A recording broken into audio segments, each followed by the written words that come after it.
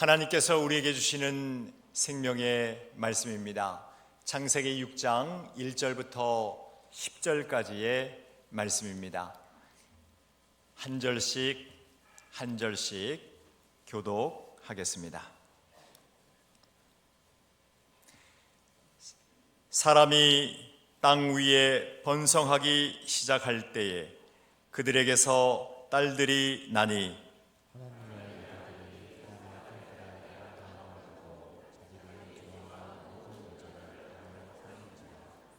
여호와께서 이르시되 나의 영이 영원히 사람과 함께하지 아니하리니 이는 그들이 육신이 됨이라.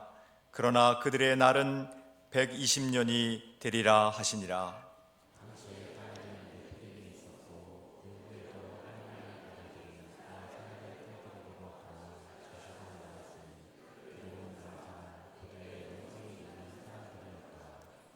여호와께서 사람의 죄악이 세상에 가득함과 그의 마음으로 생각하는 모든 계획이 항상 악할 뿐임을 보시고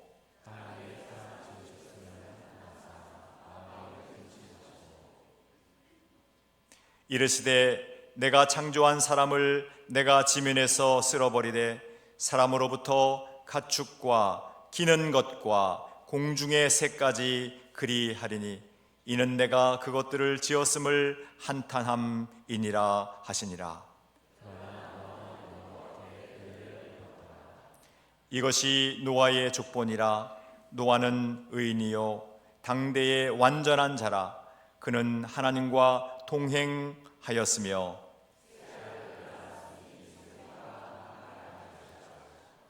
아멘.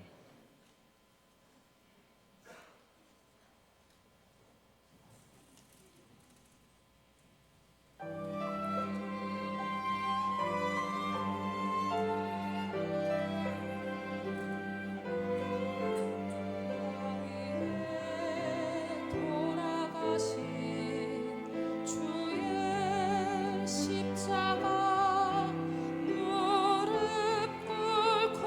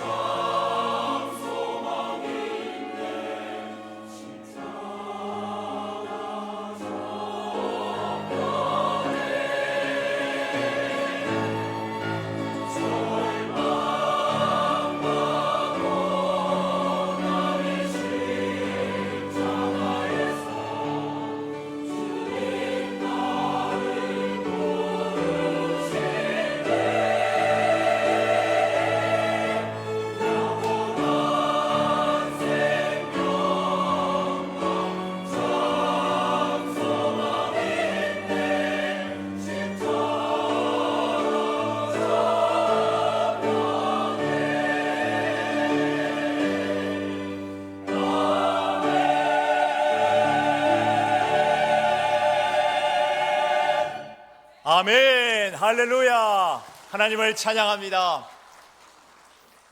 하나님께서 오늘도 우리에게 거룩한 주일을 선물로 주셨습니다. 사순절 세 번째 주일에 하나님을 송축할 수 있도록, 하나님을 예배할 수 있도록 하나님께서 우리의 모든 환경을 예비해 주셨습니다. 우리 하나님 앞에 감사드리면서 우리 하나님 앞에 모든 영광을 먼저 올려드립니다. 하나님 감사합니다.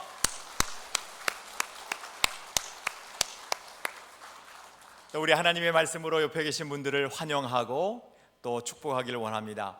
얼굴을 마주 봐주시되 부담스럽지 않게 바라보시고 손을 쭉 뻗으셔서 오늘은 시편 20편 3절부터 5절까지의 말씀으로 같이 축복하기를 원합니다. 자, 저를 바라보지 마시고 성도들을 바라보시고, 자, 축복하겠습니다. 하나님께서 당신의 모든 예배를 기쁘게 연락하시기를 축복합니다.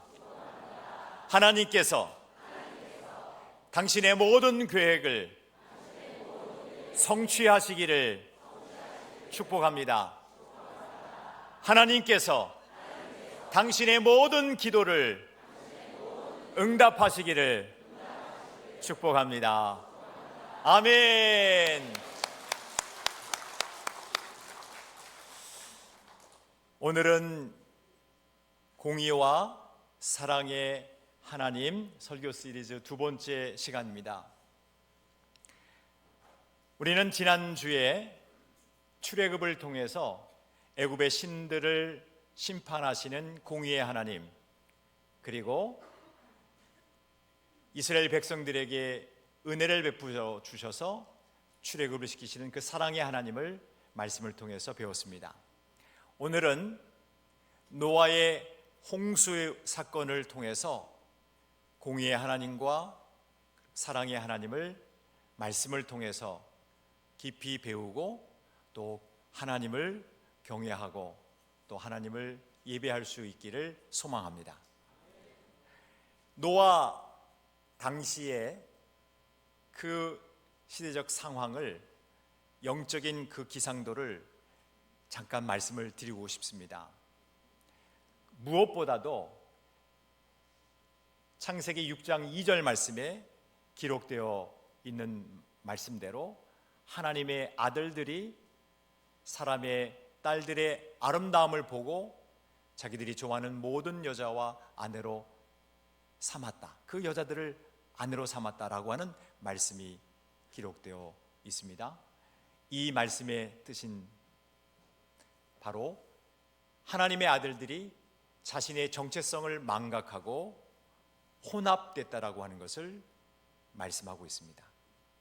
여기서 혼합은 인종적 혼합을 의미하는 것이 아니라 죄와 타협하고 죄와 혼합됐다는 것을 말씀하는 것입니다. 하나님의 아들들이라고 하는 이 표현은 바로 셋의 후손들을 의미하는 것이고, 사람의 딸들은 가인의 후손들을 의미하는 말입니다. 여러분, 성경책을 한 장만 앞장으로 좀 넘기겠습니다. 4장 25절 말씀인데요, 창세기 4장 25절 말씀에 보면 인류 최초의 살인 사건이 일어나죠. 그래서 결국은 가인이 아벨을 돌로 쳐 죽입니다. 그 아벨의 후손을, 또 아벨 다음에 한 아들을 주셨는데 그 말씀을 기록하고 있는 거예요. 같이 한번 읽어볼까요? 아담이 다시 자기 아내와 동침하며 그가 아들을 낳아 그의 이름을 셋이라 하였으니 이는 하나님이 내게 가인이 죽인 아벨 대신에 다른 씨를 주셨다 함이며, 하나님께서 셋이라고 하는 아들을 주셔서 아담의 가정에 하나님을 예배하는 공동체로 만들어 가시는 그 놀라운 일을 행하셨습니다. 그 답이 26절에 기록되어 있어요. 창세기 4장 26절을 한번 힘차게 읽겠습니다.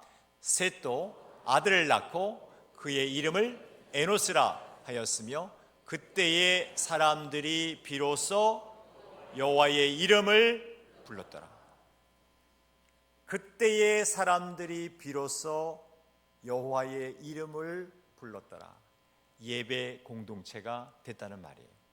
하나님을 찬양하는, 하나님께 모든 영광을 돌리는 그런 예배 공동체원들이 되었다는 것입니다. 그렇기 때문에 셋의 후손들은, 하나님의 아들들이었던 이 셋의 후손들은 하나님께 모든 영광을 돌리는 영광의 공동체, 하나님의 그 통치 아래에서 살아가기를 너무나도 기뻐하고 즐거워하는, 하나님의 그 다스리심 안에서 살기를 기뻐하는 공동체였어요. 다시 말하면 하나님께 온전한 찬양을 드리는 그런 예배 공동체, 그리고 모든 영광을 하나님께만 돌리는 영광의 공동체, 하나님의 다스림 속에서 살아가는, 하나님의 그 통치의 영역 하에서 살아가는 그러한 하나님의 나라의 백성들이었습니다. 그런데 섞이게 됐어요.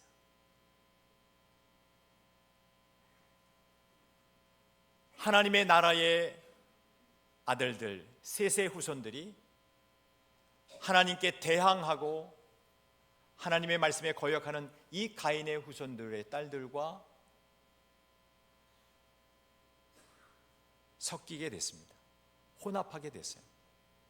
그로 인해서 창세기 6장 4절 말씀에 네피림이 태어나게 됩니다. 당시의 땅에는 네피림이 있었고, 그 후에도 하나님의 아들들이 사람의 딸들에게로 들어와 무엇을 낳았다고요? 자식을 낳았어요. 네피림의 후손들이 계속 태어나게 됩니다. 그 네피림을 용사라고 표현을 했고, 고대의 명성이 있는 사람들이라고 표현했습니다. 여러분 잘 들으십시오. 성경에서 이 네피림은 사람의 딸들, 가인의 후손과 하나님의 아들들 셋의 후손들이 결국 자식을 낳은 대표적인 후손으로 명명하고 있고, 이 네피림은 용사, 좋은 의미처럼 느껴지는데 전혀 그렇지 않습니다. 창세기 10장의 바벨탑 사건에서 나온 그 니므롯, 그리고 우리들이 잘 알고 있는 골리앗, 그리고 역대기에 기록된 키가 큰 자, 자이언트, 거인, 모두 다 같은 의미입니다. 눈을 부릅뜨고 하나님께 대항하는 자들을 네피림이라고 명명하는 거예요. 용사라고 명명하는 거예요. 우리들이 생각하는 용사의 개념이 아니고 하나님께 대항하는 자들이라는 의미입니다. 그래서 골리앗도 키가 3m 정도에 이르르잖아요. 그냥 성경에서 키 큰 자는 단순히 키가 크다라고 하는 육체적인 키를 의미하는 것이 아니고 하나님 앞에 거역하는 자들의 대명사이고 심볼입니다.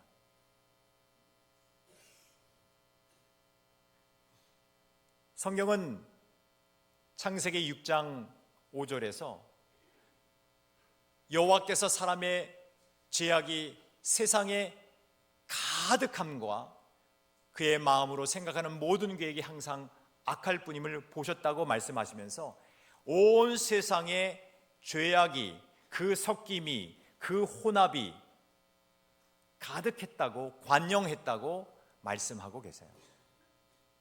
이것이 노아 당시의 상황이었습니다. 하나님께서는 인간 한 사람 한 사람을 하나님의 형상으로 창조하셨지만 그 하나님께서 창조하신 영광스러운 창조의 목적을 잃어버리고 그 정체성을 완전히 망각하고 하나님을 찬양하는 예배 공동체도 아니고 오히려 세상과 짝가고 진리 공동체가 비진리 공동체에 흡수되고 변질되고 결국은 죄의 싹신 사망의 값을 치를 수밖에 없는 그런 영적인 피폐함에 빠졌다는 것을 성경은 말씀하고 있는 것입니다. 하나님은 그래서 한탄하셨어요. 내가 창조한 하나님의 피조물들이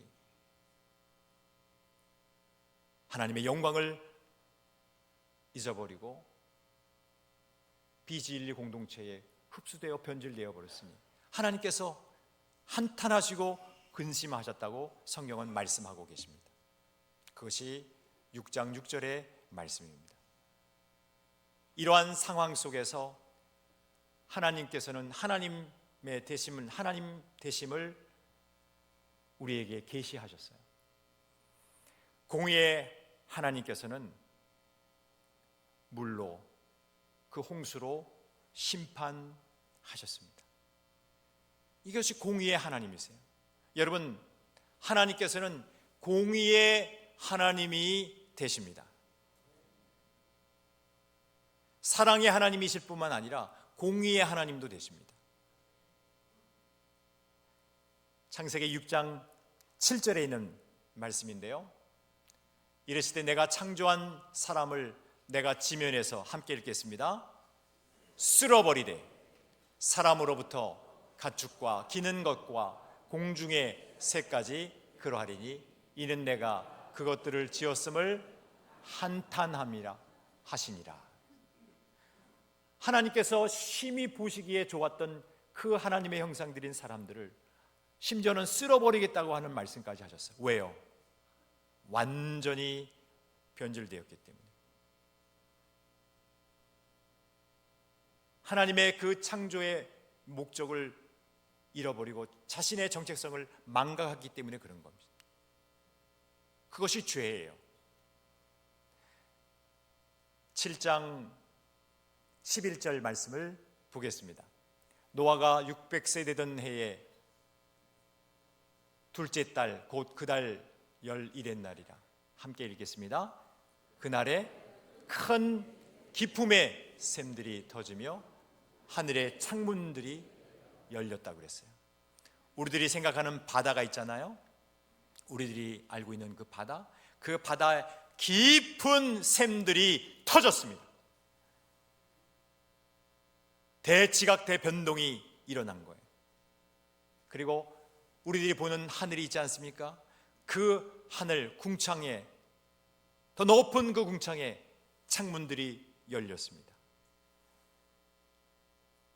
그리고 12절 말씀을 볼까요? 7장 12절. 며칠 동안 비가 내렸습니까? 40주야를 그렇게 비가 땅에 쏟아졌습니다. 그리고 22절 말씀을 볼까요? 7장 22절.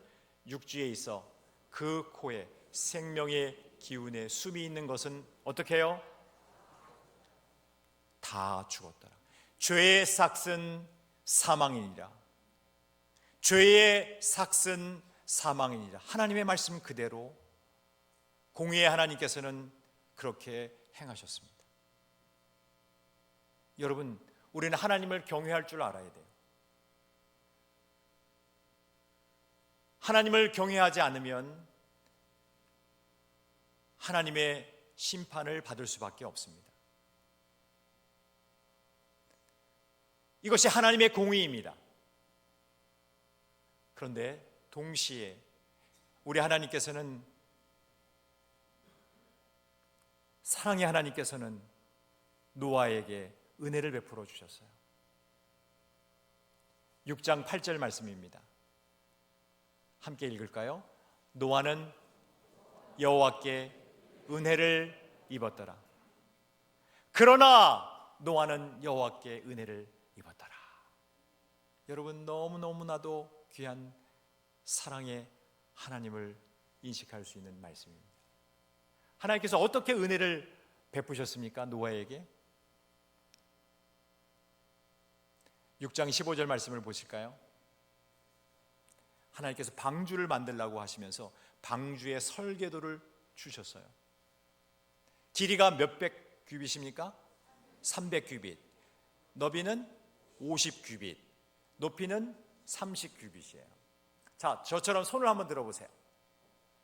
그리고 가운데 손가락을 한번 만져보세요. 가운데 손가락. 네. 그 다음에 팔꿈치. 자, 가운데 손가락부터 팔꿈치까지 성인의 이 길이가 규빗입니다. 성경에서 말하는 규빗이에요. 손을 내려주시고 서로 한번 대보세요. 누가 더 긴지. 2층도 한번 대보실래요? 네, 쫙. 네. 그런데 좀 사람들마다 좀 다를 수는 있긴 하겠지만 보통 한 40에서 50cm 정도 됩니다. 우리가 계산하기 쉽게 그냥 50cm로 하겠습니다. 자, 그러면 방주의 길이가 300규빗이라고 그랬으니까 반토막만 내면 되죠? 몇 메타예요? 150m. 방주의 길이가 150m. 그 다음에 너비가 25m. 그 다음에 높이가 15m. 그렇게 되는 거죠. 여러분 이제 잘하시네요. 아이고, 잘하죠. 실력이 금방 늘었어요. 그렇게 하나님께서 설계도를 딱 주신 거예요. 창조과학회에서 선박해양플랜트 연구소에 방주의 안전성에 대해서 연구 프로젝트를 의뢰한 적이 있었어요. 이 사이즈로 하면은 한 2만 1000톤급 정도가 됩니다. 그래서 2만 1000톤급의 그 방주를 길이나 또 높이나 이 너비를 좀 변형을 줘가지고 13척을 그렇게 모형을 만들고 컴퓨터 시뮬레이션을 돌렸어요. 그런데 하나님께서 가르쳐 주신 이 설계대로 했을 때가 가장 안전했어요.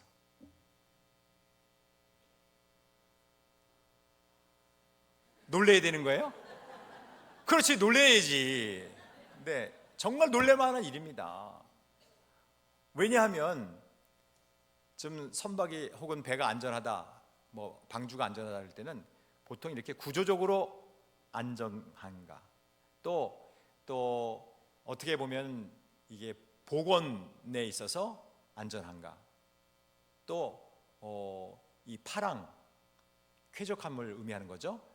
그 배 안에 있는 사람들이 쾌적한가, 그 파랑 안정성과 관련돼서 정말 그 수치가 좀 높은가, 이런 것인데 다 수치가 다 높았어요. 하나님의 설계도대로 했을 때가 가장 안전했어요. 특별히 복원 안정성과 관련돼서는 보통 우리 지상에서 지금 관측된 파고가 제일 높은 게 32m인데 이 하나님께서 설계도로 주신 요대로 했을 때 파고가 43m까지 파고도 일어났을지라도 안전한 것으로 그렇게 과학적으로 증명이 됐습니다.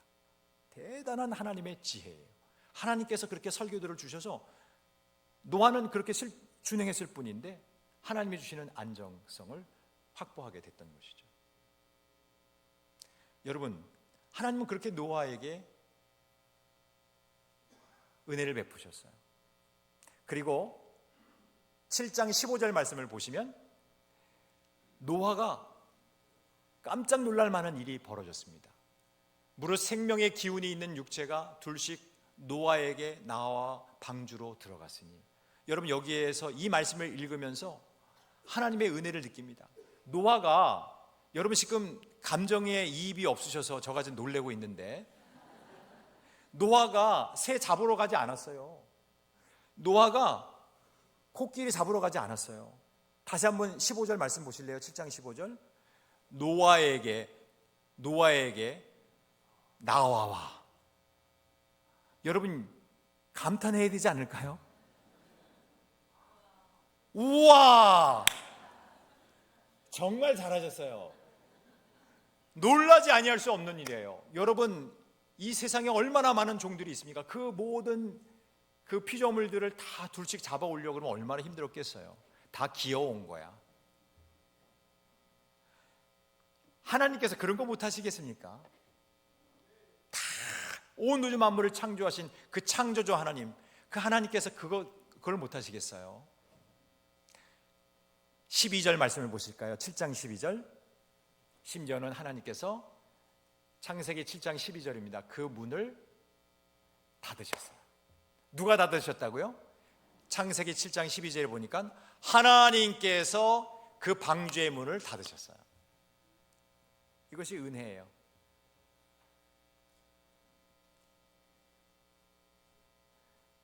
주님이 주셨던 이 모든 말씀들, 40주야 비가 내렸던 그 상황 속에서 방주의 문을 닫으신 분이 누구십니까? 하나님께서 그 문을 닫으신 거예요. 자, 그러면 잘 보세요. 자, 방주가 딱 보면 어떻게 보면 방향키가 없는 거예요. 그렇죠? 그리고 추진 동력체도 없어요. 그냥 떠 있는 거예요.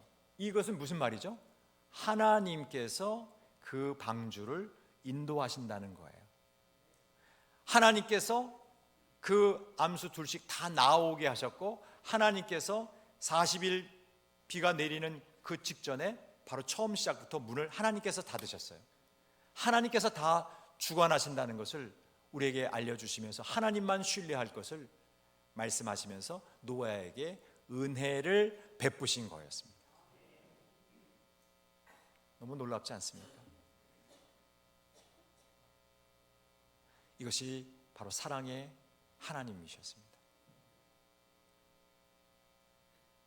우리는 이렇게 공의의 하나님 그리고 사랑의 하나님을 생각하면서 다음과 같은 세 가지를 한번 결심했으면 좋겠습니다. 첫 번째예요. 일상을 포기하지 말고 일상을 살아갈 수 있기를 주의 이름으로 축원합니다.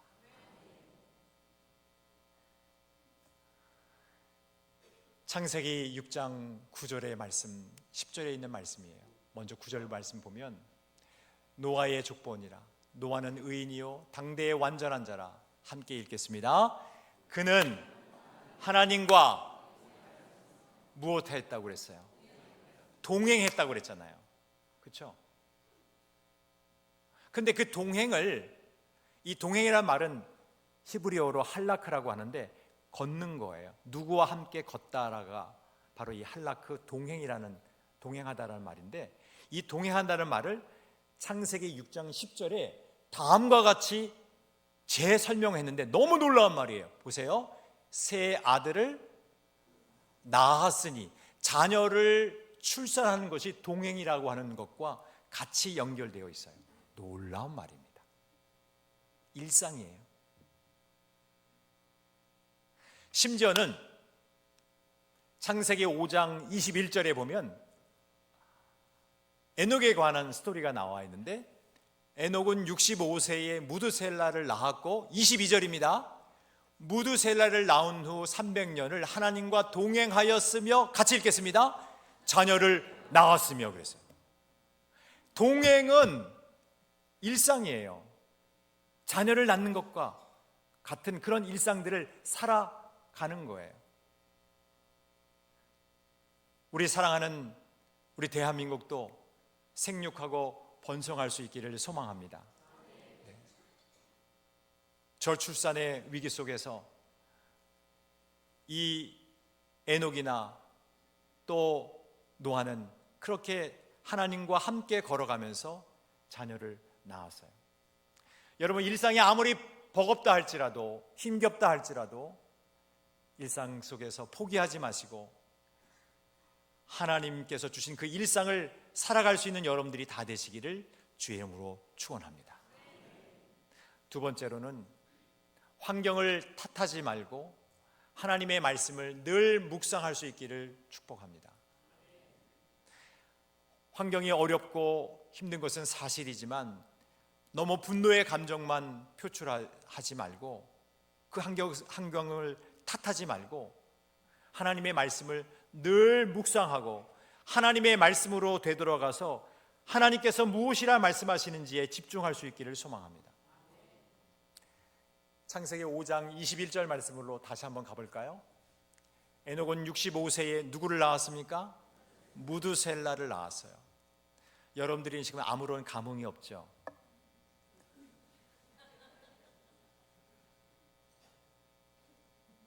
저는 하나님의 마음이 느껴져요. 이 한 절에 하나님께서 얼마나 우리를 사랑하시는지, 하나님의 그 공의가 어떠한지 이 한 절에 다 기록되어 있어요. 한번 설명해 볼게요. 창세기 5장 21절에 무두셀라를 낳았다라고 했어요. 무두셀라라고 하는 것, 이 히브리어를 만약에 그 이름의 뜻대로 여러분들에게 설명을 드리자면 다음과 같습니다. 제가 PPT판을 만들었어요. 무트라고 하는 것은 죽음이란 뜻이에요. 그리고 쉘라흐라고 하는 말은 히브리어로 보내다라고 하는 뜻이에요. 누가 죽는다? 그러면 무엇인가를 보낸다라고 하는 뜻이 무투셀라입니다. 그러니까 자신의 아들의 이름에 죽음이라고 하는 그 의미를 담아서 무투셀라라고 장명을 했는데, 이건 인간이 지을 수 있는 이름이 아닙니다. 이 이름은 하나님께서 계시해 주신 이름이에요. 그렇게 예측할 수밖에 없어요. 여러분, 여러분의 이름, 자녀들의 이름을 한번 말씀해 보세요. 스스로들 다 좋은 의미죠. 누가 자녀의 이름 속에 죽음이라는 그 뜻을 담아서 이름을 부르겠습니까? 근데 에녹은 하나님의 뜻 안에서 무투셀라라고 하는 그 이름을 장명을 하고, 그 이름을 부를 때마다 만약에 내 아들이 죽으면 하나님의 홍수의 심판이 있다라고 하는 것을 늘 기억을 하고 그 하나님의 말씀을 늘 묵상하며 살았던 거예요. 혹시라도 자신의 아들이 무두셀라가 병이라도 걸리면 하나님의 심판이 곧바로 임할 줄 알고 그 종말론적인 삶의 태도를 견지하면서 살았던 거예요. 자, 여러분, 무두셀라가 몇 살을 살았습니까? 969세. 저 그거 못 믿어요 라고 하시는 분이 분명히 있을 거예요. 충분히 이해됩니다. 그러나 지금 현재를 생각하지 마세요. 우리 우주가, 또 우리 지구가 하나님의 말씀으로 창조됐을 때 지금보다도 훨씬 더 살기 좋은 자연 환경이었어요. 그리고 그뿐만이 아니라 지구 64km 지점에 있는 그 오존층, 정말 완벽했습니다. 모든 자외선이 다 차단됐었어요. 지금에 많이 환경이 파괴돼서 오존층도 파괴됐지만 충분히 969세를 살고도 남았어요. 믿지 못하겠다고요? 창조주 하나님을 믿으면 모든 것이 끝납니다. 온 우주 만물을 창조하신 하나님의 한 인간의 수명을 그렇게 장수시키지 못하겠습니까? 근데 여러분, 969세의 의미는 한 사람이 오래 살았다라고 하는 의미가 절대 아닙니다. 여러분, 하나님의 사랑이 느껴져야 돼요. 하나님의 인내가 느껴져야 돼요. 공의로우신 그 하나님이 심판을 중지하시는 그 하나님의 마음이 느껴져야 되는 거예요. 한번 말씀드려 볼게요. 무두셀라는 187세에 라멕을 낳았습니다. 몇 세에? 187세에. 그리고 라멕은 182세에 노아를 낳았습니다. 자, 두 숫자를 한번 합해 보세요. 187세에 무두셀라가 라멕을 낳았어요. 187 더하기 그 라멕이 182세에 노아를 출산했어요. 그러면 몇 년이 되는 거죠? 그걸 어떻게 하셨어요? 우와, 369죠. 그리고 그 노아가 600세 되던 해에 홍수가 시작됐습니다. 그러면 몇 세이죠? 969세예요. 여러분, 놀랍지 않습니까? 와우예요, 진짜. 하나님께서 그 무두셀라가 죽는 그 순간에 홍수를 내리기 시작하셨어요. 그것이 노아의 홍수 7장에 나와 있는 메시지예요. 무드살레가 969세를 살았다라고 하는 의미가 중요한 것이 아니고, 하나님께서 그 969년 동안 세상의 딸들과 결혼한 하나님의 아들들이 회개하고 돌아오기를 그렇게 간절히 인내하시면서 한탄하시면서 기다리셨던 거예요. 그 공의로우신 하나님이 사랑의 하나님으로서 기다리셨던 거예요. 내 사랑하는 아들이, 내 사랑하는 딸이 하나님 앞으로 돌아오기를 기다리셨던 거예요. 사랑하는 성도 여러분, 환경을 탓하지 말고 하나님의 말씀을 늘 묵상하면서 살아갈 수 있는 여러분들이 되시기를 주의 이름으로 축원합니다. 마지막으로 한 가지 더, 내 뜻 말고 하나님의 뜻에 순종하면서 삶의 예배를 드리는 자들이 되기를 소망합니다. 창세기 6장 22절 말씀이에요. 노아가 그와 같이 하여, 함께 읽겠습니다. 하나님이 자기에게 명하신 대로 다 준행하였더라. 노아는 그렇게 자신의 뜻이 아니라 내 뜻 말고 하나님의 뜻을 순종하면서 삶의 예배를 드렸어요. 매일매일. 말씀을 맺겠습니다. 사랑하는 우리 공항베델교회 성도 여러분, 이 자리에 함께 하신 여러분, 영상으로도 함께 하시는 모든 여러분들, 우리는 진리 공동체입니다. 우리는 예배 공동체입니다.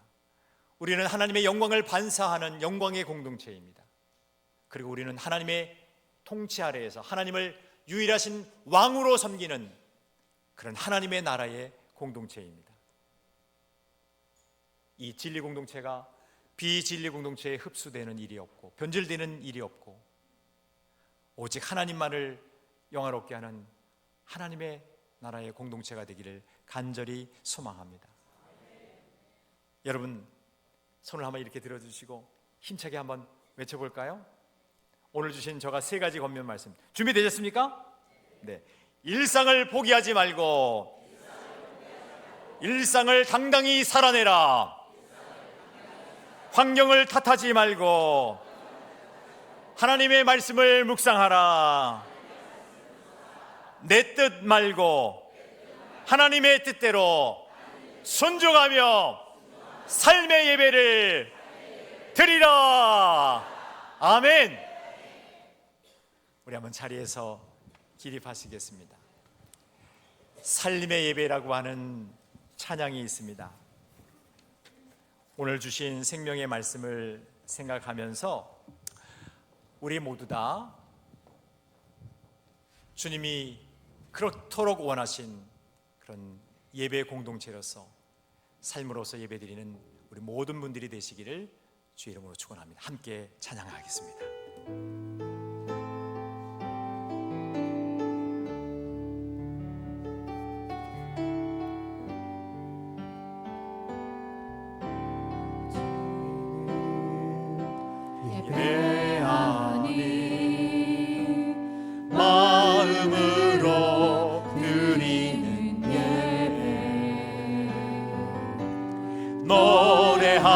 노래하는 찬양보다 삶으로 고백되는 예배, 나를 위한 예배하니 주님 뜻은 강한 예배, 내 마음과 정성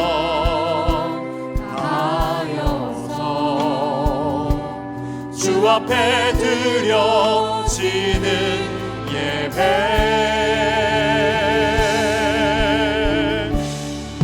주 앞에 엎드려 경배합니다.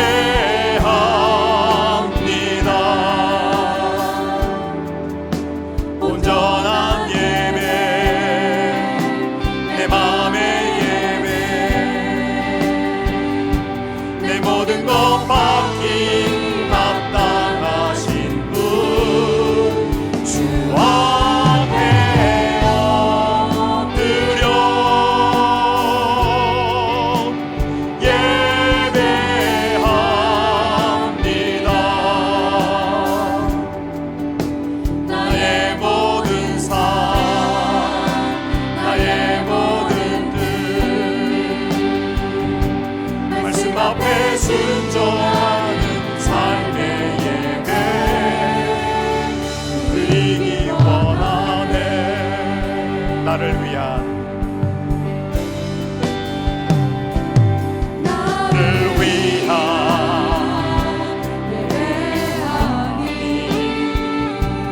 주님 뜻을 향한 예배 내 마음과 정성 다하여서 주 앞에 드려지는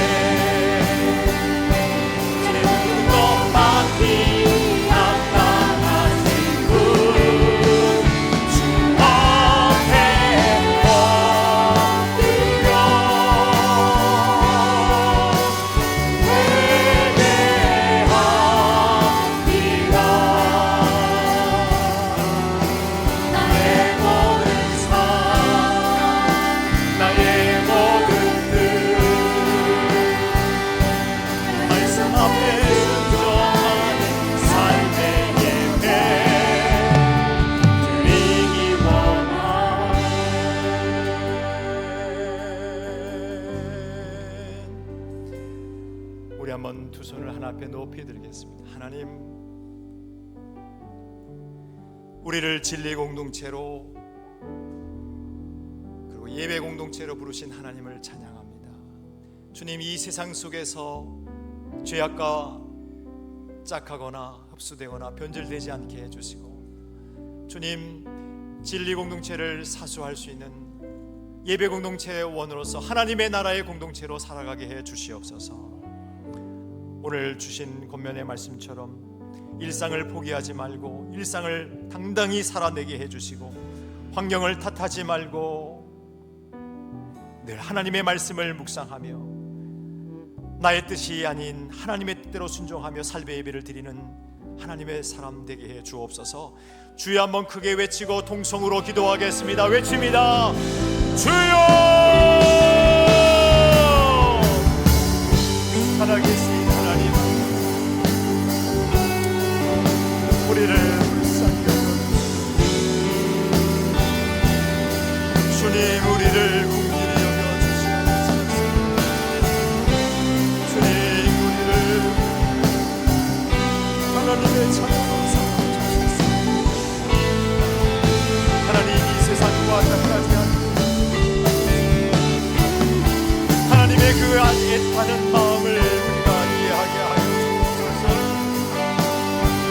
하나님의 그 중심을 우리가 잊지 않게 해주시옵소서. 오 주님, 하나님의 마음을 한번 찾으면서 하나님을 찬양하며 하나님을颂颂하며 주님 살아가는 하나님의 백성들이 되게 해주시옵소서. 오 주님,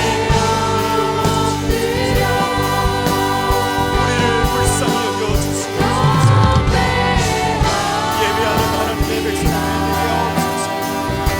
주님을 경배하는 우리의 공동체가 되게 하옵소서.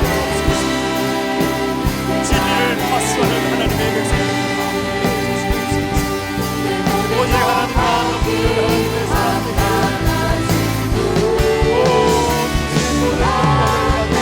일상을 당당히 살아가게 하시고 하나님의 말씀을 묵상하게 하시고 하나님만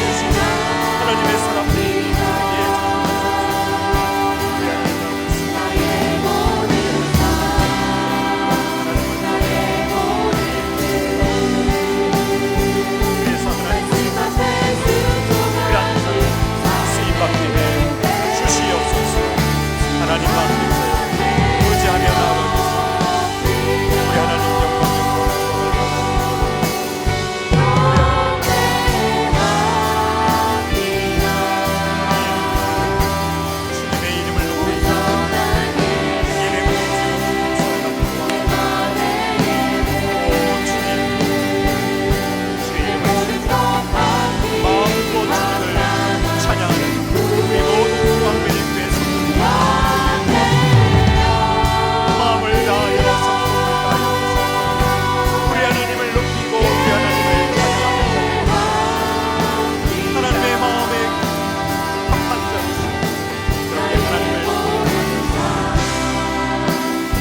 사람들이